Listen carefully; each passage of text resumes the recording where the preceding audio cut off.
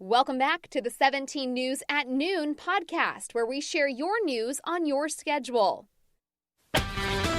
Working in the spirit of the Golden Empire, this is 17 News at Noon. Good afternoon, and thanks for joining us for 17 News at Noon. I'm Nicole Gitske. We begin with the sentencing of a man found guilty of killing his girlfriend's son. Now, Kaleb Kessinger has been sentenced to 25 years to life in prison over the death of 2-year-old Raymond Angel Reyes Chavez in 2018. It's a happy day for little Raymond. He finally gets justice. It was a horrendous crime, and the jury obviously listened to the evidence in the case. They followed the law, and this was a great outcome.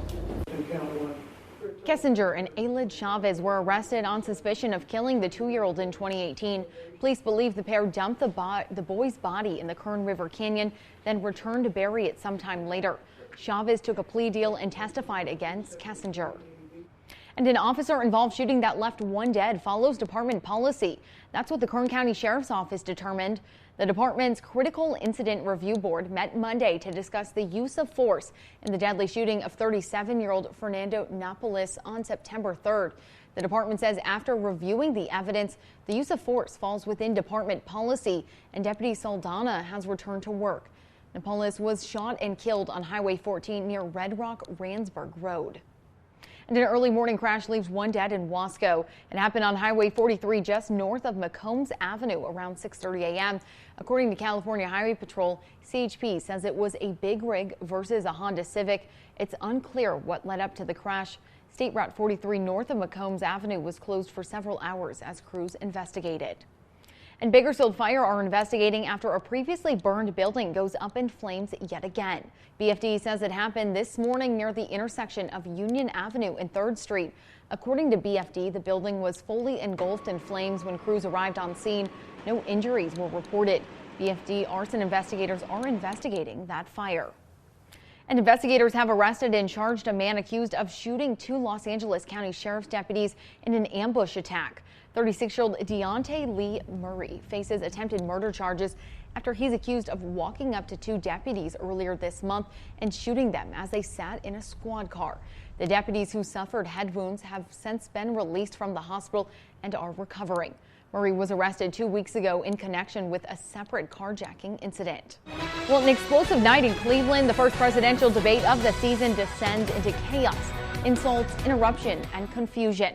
It was about a 90-minute meltdown with tens of millions watching, with both candidates exchanging tough barbs. Outrage over the entire event heard from both sides of the aisle. From the very start, the debate devolving into interruptions and insults. Folks, do you have any idea what this clown's doing? A combative and angry President Trump repeatedly ignoring the rules, the facts, and often the moderator. Joe Biden at times visibly exasperated. Now, among the lowlights, President Trump, when pressed multiple times, refusing to condemn white supremacists on the coronavirus pandemic. Biden blaming President Trump for a failed response, with more than 200,000 Americans now dead. And we caught up with members from both political parties around town to get local reactions to the debate. Now, roughly 30 people attended the Kern County GOP watch party at Infinity of Bakersfield. 17 News Republican political analyst Kathy Abernathy helped organize the event. She believes the president did well. I thought the president did an excellent job talking about what he had done for the economy that COVID stopped, but now we're getting out of it. It was very clear Joe Biden is all for shutting down the economy again.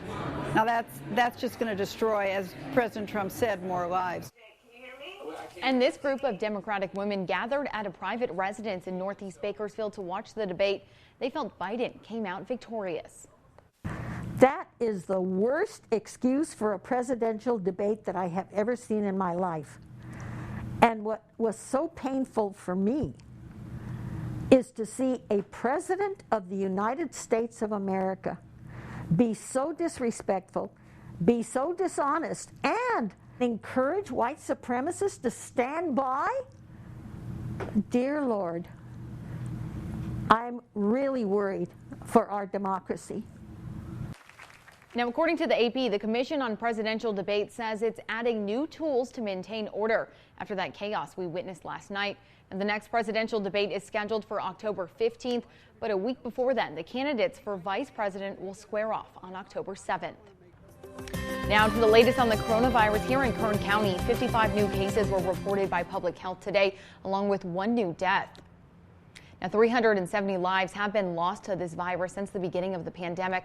28 people have died this month alone. 138 people died last month. The total case number now stands at more than 32,000 in the county. More than 10,000 people are recovering from the virus at home, while 70 people remain isolated at the hospital. Now, public health is urging residents to get tested to help us move out of the purple tier.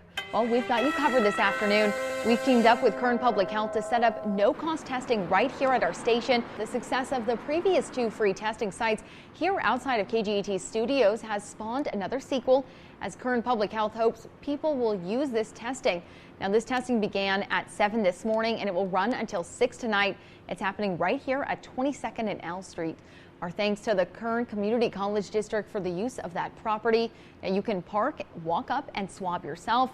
You can walk up, but pre-registration is encouraged. For a link for that, go to our website, kget.com. And the Delano Police Department will hold a face mask and hand sanitizer drive-through distribution event today. It's in partnership with Adventist Health Delano. And the drive-through will be at DPD's parking lot at 2330 High Street from 6 to 8 p.m. Supplies are limited.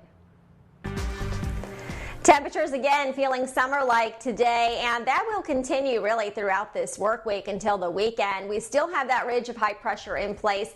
That is bringing in the heat. It is also bringing in the smoke. So we'll be watching for more smoke filtering through Kern today. The air quality will be worse than yesterday. We'll be close to the red, close to that red unhealthy category. But by this weekend, a trough of low pressure will move through, and that will cool us down. So the smoke could keep temperatures down a little bit from yesterday. And so for Wednesday and Thursday today, we're looking for overall readings to be into the mid-90s instead of triple digits. Out in the Gulf of Alaska, there's that area of low pressure. That will cool us down, as well as a trough in the upper levels. Meanwhile, we're keeping an eye on Tropical Storm Marie, and that is expected to eventually become a Category 3 hurricane.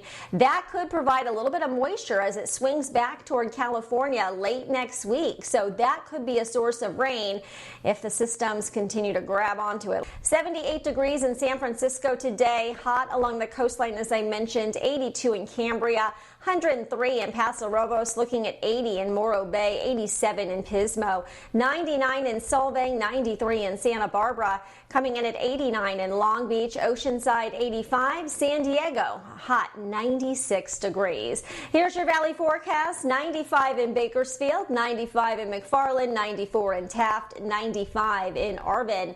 In the mountains, 82 in Bear Valley, 86 in Tehachapi, 94 in Kernville. And in the desert, still looking for sunny skies, 99 in Ridgecrest. Air quality and healthy for sensitive groups, the AQI 143 today, looking at 97 in the valley, 97 on Thursday, and then lower 90s for the weekend. Next week, lower 90s, closer to the 80s at least. In the mountains, mid to upper 80s today, still smoky this week, and then the weekend, mid 80s, overnight lows in the lower 50s. And in the Kern River Valley, 96 on Wednesday, 98 on Thursday, mid to lower 90s for the weekend, with overnight lows in the lower 60s. So if you are enjoying the summer-like temperatures, well, then maybe try to take one of those last dips in the pool this week, because next week it looks like we'll be back to normal. Well, a Garces Memorial High School graduate is strapping on his running shoes in honor of those battling cancer, including his mother. Jack Tobias plans to run a 12-hour marathon by himself at Sam Tobias Field at Garces on Saturday. That field was named after Jack's great-grandfather.